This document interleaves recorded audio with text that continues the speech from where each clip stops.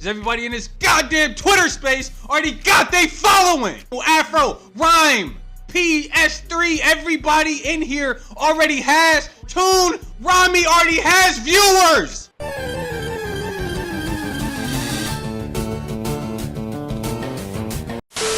Mention Globku, nigga put in giga work. He fought for that space.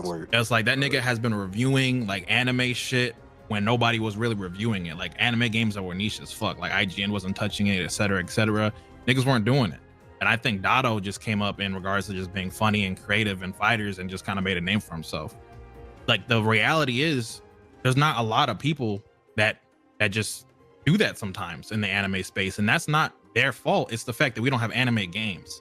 We don't have cool ones like that happen so often. Normally the big ones will have like the main character of that game, the person who blew up and made out the trenches and shit. The first thing I want to point out here is this. Afro pretty much goes over a question that President Rose had for him and saying like, when's the last time we had big guys that got to you guys' level besides Globku and Dota Doya? Afro responded with this response, and I gotta add something to this. I think this goes along with a tweet that he said. When it comes to people, they don't want to put in the work unless they really like it. There hasn't been a lot of anime games, but there has been opportunities for people to get their bearings. Sparking Zero could have been their blow up period, perhaps, if they had a very good understanding of the community, probably targeted a correct niche and went from there. But these guys haven't done any of this, or they've done a ton of variety and they don't know what truly gets them views. Like I think this is one of those games where that's going to happen, and then there will be another one of those that we have in this conversation. But the reality is it's not going to be everybody. It's not going to be 10, 5, 3 people. It could be 1, it could be 2. So Afro speaks on the idea of being a creator who has to know how to build off of the successes they get. Being someone who just builds off of a game but then don't know how things are going to go, things are just going to get more and more difficult as you get bigger, because you're going to constantly have to be creative. And then even then, what if there's a game or games that come out? Now this is your livelihood, so you're going to have to learn, create a basis to be able to have longevity. If you want to use YouTube as a main source of income, it ain't gonna get easy. It's like, I can get why people who want to just cover the big stuff are a little upset, because it's just like, damn, it's out there already. And I get it. I get how it's frustrating, but I feel like the perspective isn't to get mad at it. It's just to be like, all right, well, what next? Like, that's how you got to think, especially because if you want this to be like your job, you got to be prepared for it to be a marathon. Because let's say when you do make it, you get blessed enough, you get everything aligns for you, you're there. Once you get to 100K, you hit that milestone, you still got to keep on going, right? You got to keep on going. And it, like, the things that were easier before, is it gets harder because games aren't going to be out to cover. You got to be creative again. It's just, you got to learn how to take things in strides earlier, so you'll be better off later. You don't want to be growing as a video creator. Everybody works hard. Put in the work, put in the work, put in the work. Now, sometimes it is easier for other people to get it, but that's the reality behind it. But everybody puts in work. For example, the smaller creator, I don't think we should bring that put in work thing no more. That's just me, because I see these motherfuckers, all these peers, all the little guys and the big guys. I'm in both group camps. I disagree. I disagree, bro. You should look at this shit as you're building a surfboard, right? And that's putting in the work, having your brand, being your personality, look the best way it can. So that way, when new games and opportunities come, you're riding the wave the way that you would be proud of. Sometimes you get lucky and you get a big wave. Sometimes you might not. No, I agree with Afro here in a way.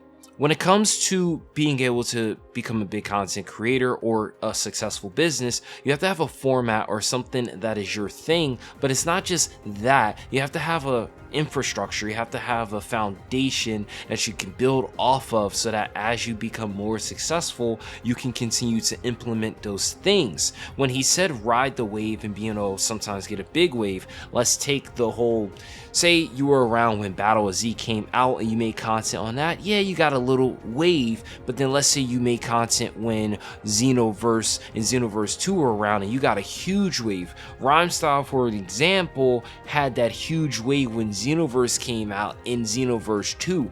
These things definitely helped push his channel to new extremes, or how Afro had Storm 4, which helped his channel get to a big size. He even says it on Twitter. So the thing is that I believe that if you have the proper setup, the format, and you know how to identify what's going to allow you to get to that next level, and you take that chance, you will be able to succeed. But it's hard work. See, the other thing that you have to take into account, and this is why I disagree a little bit with the idea of hard work, is that if you want to be successful, you have to be able to identify the things that the bigger creators struggled with and what you can do to circumvent those struggles and bypass that, so you can focus on the other things that are harder. Thus, you're using your time more efficiently. I think when small creators say that, oh, you guys just work harder, yes, in truth, the smaller creator wants to hear more, and the big creator is pretty much saying vague, because it comes down to them. It's like, work harder. You have to basically master the basics.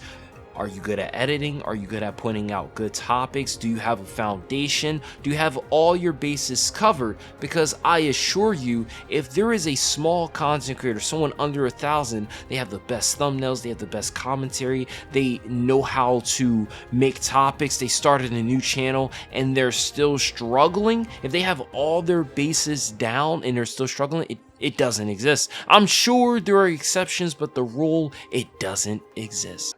With any new game, what you really want to do is break into the algorithm, and the only way to really do that is you just got to flood the content. And with all the big videos being uploaded right now, the best thing I can do is just literally take, for example, my one video, make 6 videos out of that shit, and then rinse and repeat up until the game comes out. Because like when the game drops, you're gonna see a lot more people like hop into the wave to try to become like content creators for this game. But everybody that's been already uploading videos up until that point are already gonna have that advantage. So that's why like you should see all this gameplay being uploaded, as long as people are cool with you using the footage as an opportunity to just figure out whether you're talking about theories or play styles or just even noticing shit. Because I remember when I uploaded my first videos, it was somebody that pointed out that you can do ultimates when people are on the ground. I didn't see that shit.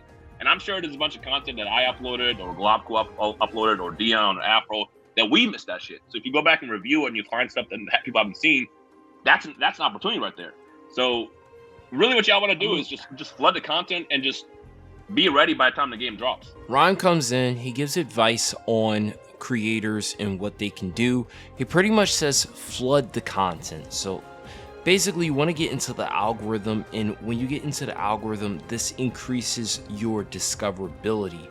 Basically, in order to grow on YouTube, there are 2 ways that you fundamentally go about it.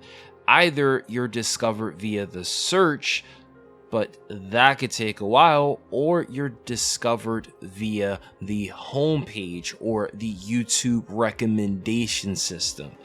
Creators who oftentimes see a huge increase of subscribers, views, if they look in the back and if it's in such a short time, it's usually because they're being served to other people on their homepage and other places, in which case they're being recommended. Rhymestyle said that the best thing you could do right now, waiting for Spark and Zero, is to take the gameplays that have been posted, granted if you were given permission, and use that, find things, and re-upload it. The one particular person I played at the start of this video, he pretty much pointed out a thing about this, and he said if you just simply upload Rhymestyle or their content, you don't do anything transformative, and you just post it on your channel, people are just gonna want to go watch the original video. All these people that actually like this, they're gonna be like, I wonder where this full video is. Let's check Blizzo's channel. Oh, so it's not there. I recognize that voice. I see Rhymestyle. Let's go check out Rhymestyle. And then they're gone. They're gonna come back in 2 weeks to get Blizzo's POV. Why would they do that? That's not what Rhyme and them pretty much said to do. Rhyme is basically saying, look, if you notice something in the gameplay, you make a commentary video on it and you break it down, that's going to get the attention. He even said that he saw other people doing content and he discovered people. So quite literally, It's not like these creators ignore people or anything, but they quite literally get so much stuff they don't notice the small people. Like what Ron said, he said, like, you know, flood the content, you know, upload to get 6 videos out of it. Isn't that secondhand content? Like, isn't that just like, I don't know, I guess I look at it different. Like me personally, bro, I don't want to like have to wait on somebody else so I can upload some shit. So if you're not waiting on him, who else are you waiting on to get the stuff out? It'd be Bondi, right? Yeah, the company, but I'm saying though, that's the company, like, I'm telling you though, hold bro, on, wait, comma. Bro. And the company ain't the company without the people coming through as a whole. There's more people than just one person coming that shit together, right? So President Rose has an issue with this concept as secondhand content. The person clip I played earlier said something similar, where if you're just gonna re-upload Rhymestyle's content, they're just gonna go back to Rhymestyle and watch the full video. Yes, I agree. Why would I watch somebody who just took a small snippet of your gameplay, add nothing of value to it, and just re-uploaded it on your channel? When the big creators are telling the small creators to clip up their content, what they're actually saying is add critiques, criticisms, your opinion, add something to it and repost it. They're not telling you just to clip these stuff and be like, this gameplay came from me. Rose then adds that he doesn't want to have to wait for another person to post stuff, and I'm like, hold up, pause. Don't you make content on information that gets put out by a company, or in some cases people? This is kind of an ego, right? If you're a small content creator and you see a big content creator put something out and you want to give your true opinion, then make a video response to it. Reaction, video response, talking about the whole situation is kind of how people get their come up. I mean, look at the boy Fargo, right? Fargo made a video on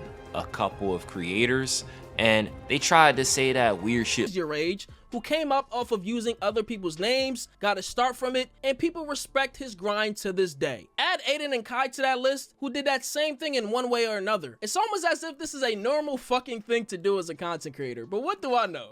It's such a dumb argument to say that you shouldn't be doing this, because even outside of the game community, this is done. Whether it's a person, place, or thing, this always happens. You're going to do this type of content, whether it's reactionary, whether you're speaking about new information, something, no matter the industry. If you're in the video game industry, games, if you're in the computer industry, new parts, if you're in the commentary industry, anytime somebody does something extremely controversial as content, but you're relying on people doing controversial things or being able to talk about trendy topics, which isn't a corporation, it's a person. Checkmate. And YouTube wouldn't be YouTube without all the people together that made that the platform. What I'm saying is, in the end of the day, you're not doing anything by yourself. You always are going to rely on somebody. You comparing a company, the actual people, to somebody else YouTube video, I'm bro. comparing the system to the system that's going to be that way no matter what. If you're not waiting on a bigger content creator, you're going to wait on the company. If you're not waiting on the company, then you're waiting on something else that has to come from something that's made from someone else. If you're doing gaming content, so it's just, I don't know, bro. Like I feel like you're viewing waiting on the creator in such like a way that shouldn't be, I think. Because waiting on them to produce the content, that they make content, there's nothing wrong with that. For me, for instance, I didn't go to the event that Rhyme went to, but I just watched his footage and made content off of it. The same with Globku. I said, but at the end of the day, you could do shit like that. You could react to Rhyme and do stuff like that. You gonna get a guaranteed 100 or 200. You feel me? Everybody else that's doing that, bruh, it's really bad for them. Like it's really bad that we're actually reacting or waiting for somebody else to upload something. It's literally secondhand content. Like it's not that's not really helping us out. Like I'm telling you, like yeah, I'm saying, like who wanna go watch Rhymestyle video and come see my reaction to Rhyme? we mentioned this before. We mentioned this before when it comes to like you putting your spin on content to make it different. Your personality, it was mentioned before.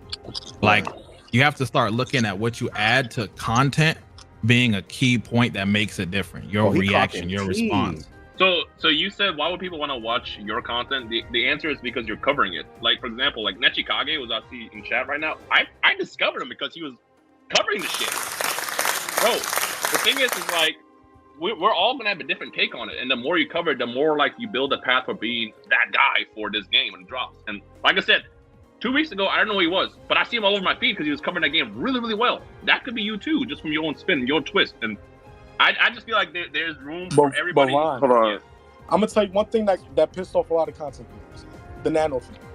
And I understand it could have been by mistake, but that showed us content creators like, damn, there's no fucking fair game. Because one, I don't mean the reaction to that, but what I mean by is that it kind of like, it was like the reality check, like, damn, you really got to put in the, you got to put in the, Real quick, work. Nechikage comes up and he speaks his part on the smaller creator, and he says one thing, right?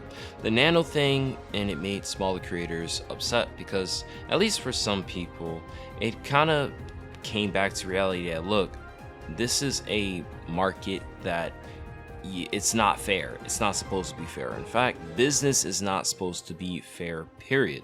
In order to succeed at business, you're gonna have to be able to point out when certain strategies can be applied and being able to read the community. If you're able to read a community and you have the appropriate strategies to respond with, that's how you're going to be able to succeed.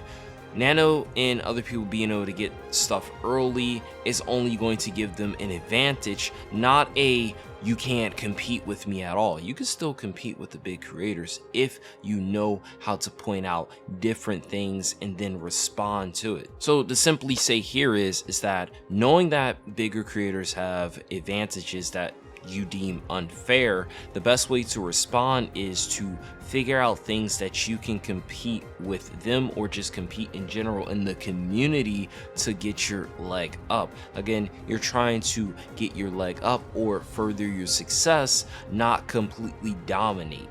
Side note to this conversation, I wanted to point something out that somebody I follow on Twitter had spoken about.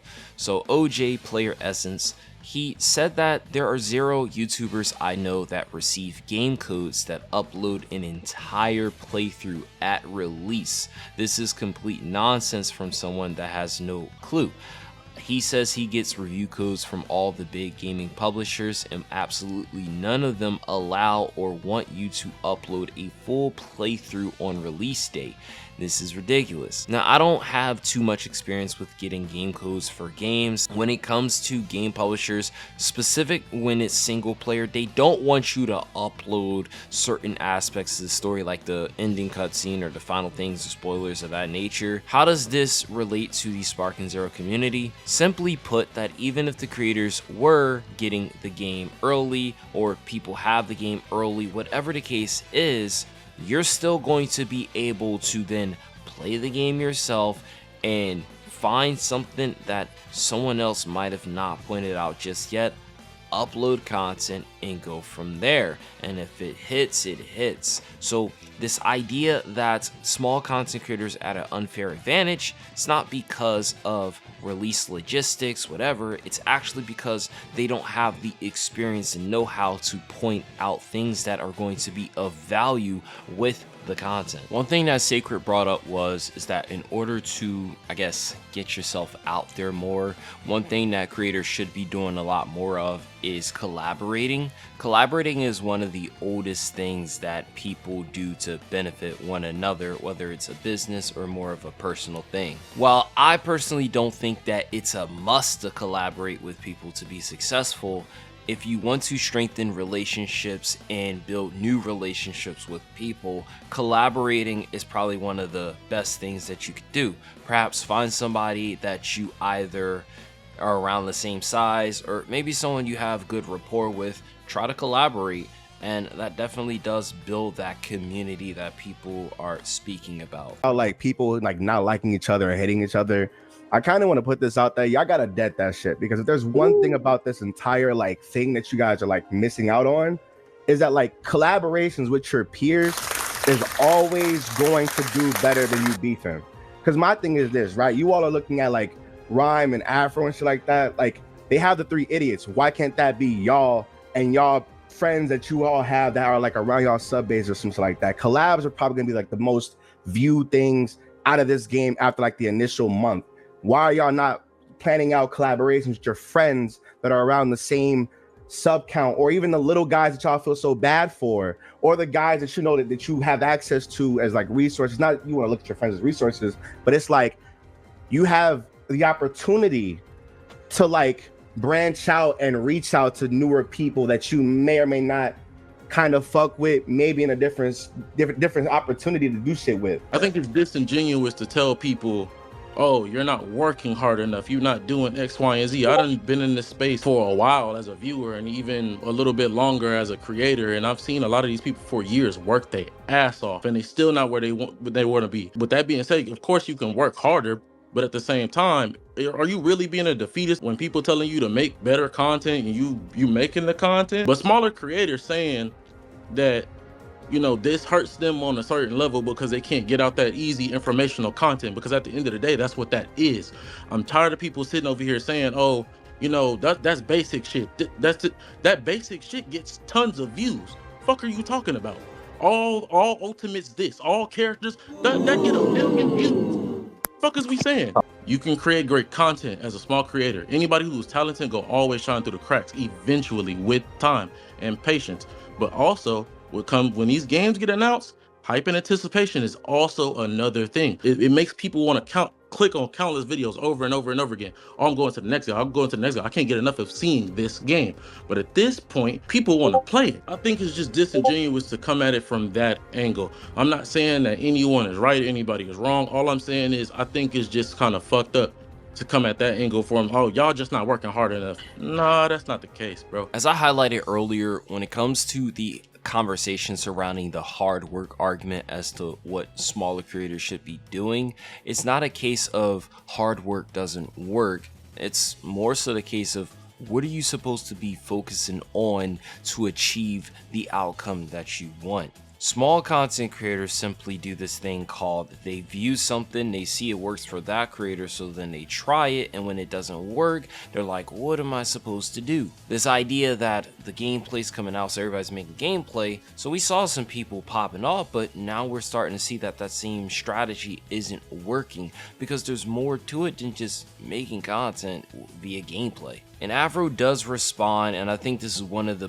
best things to listen out for when it comes to being a small content creator, because quite literally, what are you offering that either makes you stand out or separates you from other people? All right, I agree with you.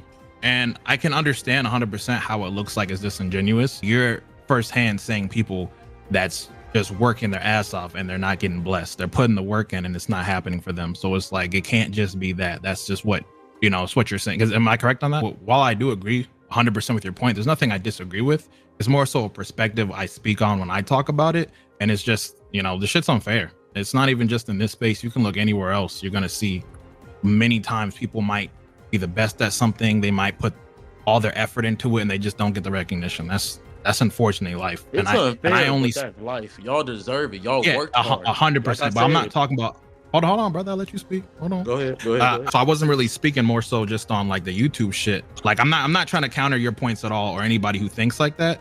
It's just like perspective is everything. How I look at it when I say hard work, like I have my analogy where I say your hard work on YouTube is like you're developing a surfboard. It's like you're putting the best content that you like. You're portraying who you are, or even if you want to be, whatever the case. It's like you're putting in the hard work to develop your surfboard, your style. And then if you're blessed enough, like you said, the luck, because luck is a big play. If you're blessed enough to have a video blow up and you're able to ride the wave of that, you're able to ride the wave in something that you're proud of and you can maintain. I think the worst thing that anybody can be in the position like that wants to do content creation, the worst thing is to blow up when you're not ready for it. Especially you blow up when you're not ready, you don't have the friend group for it either. Because that's a whole other side of a story. Like if you get big without a proper base, bro, who knows what can happen to you. There's a lot that can come from just getting viral with shit. There's a lot that's gonna be in your lap very quickly, and there's a lot that can go wrong for you very quickly. It's like, while it's a blessing, there's just many aspects to it that I just think go into it. And I do think hard work is very important, because when you're working hard, you're developing what you want. And I just think that has to happen. Not everybody's chosen. That's the reality. But if you're not putting in the work for it to happen, you're for sure not going to get chosen. I can agree with you. There's so many people that I would even say edit better than me, make I find more entertaining that I wonder why aren't they bigger than me. There's probably like one or two things that I have to interject and say, right? So when it comes to luck, I don't think anyone who's a big creator and still making content is due to luck. Some people might say, oh, IShowSpeed got big because of luck. Some people might say some of these big streamers got big because of luck. Whether they're aware of what they did or not, it's because they capitalized on something, they provided value, and they build off of that. Afro speaks about having a base, and if you don't have a proper base and you blow up, yeah, there's not going to be sustainability, possibly. That's just my 2 cents when it comes to the whole luck. And then as far as having a friend group when to blow up, I don't necessarily agree you need to have a friend group, but you do need to have like a support system, people that could help you with XYZ. Like, you know, every now and again a big creator, their channel gets hacked. Sometimes it's because of their friends that they get that shit resolved very fast. Other people don't have that luxury, and they end up struggling until they eventually get it back, or they don't get it back. What y'all should really be focused on is being the content creators and commentators, kind of like what Rhyme does, what Afro does. That's the path forward, if y'all want my honest opinion. There was one thing that I wanted to say in particular, because I know a lot of the smaller creators were upset that like people like Rhyme and everybody else or whatever got like early footage and shit like that. And there's like one very important thing to know. Like, if one of the little niggas that had like a few thousand subscribers had gotten that footage first and uploaded it first, niggas would have still waited for the Rhymestyle video. Niggas would have still waited for the Afro video, because they put in that work to be considered on that level and to be considered synonymous with this Dragon Ball shit. So even if you would have had that early look, yeah, you would have gotten that first burst of viewers, but what is that going to translate to? Because all niggas going to really know you for is you was the first nigga to play Sparking. But what you doing that's creative, what you doing that's different from Rhyme, from Lotus, from Afro, from Nano, from whoever, niggas that are upset that people got this footage in the first place, you're aiming at it completely wrong. You got to look at like how you're going to situate yourself. There's also a difference between working hard and working smart. You can sit there for 70 hours a week uploading videos. If your thumbnail's trash, your title's trash, the hook of your video is trash, the video is trash, it's not gonna fucking matter if you're uploading 17 videos a day, nigga. Are you coming at trending topics in a good way? Like, how are you gonna actually tackle this shit? That is the stuff that's really gonna make you separate from anybody else out there. And I think that like a lot of the smaller creators, like it's easy to say like, damn, like this nigga Rhyme got it easy. Like he lived right there next to Banda. He got that shit. Afro was gonna get 200K views no matter what he uploaded anyways.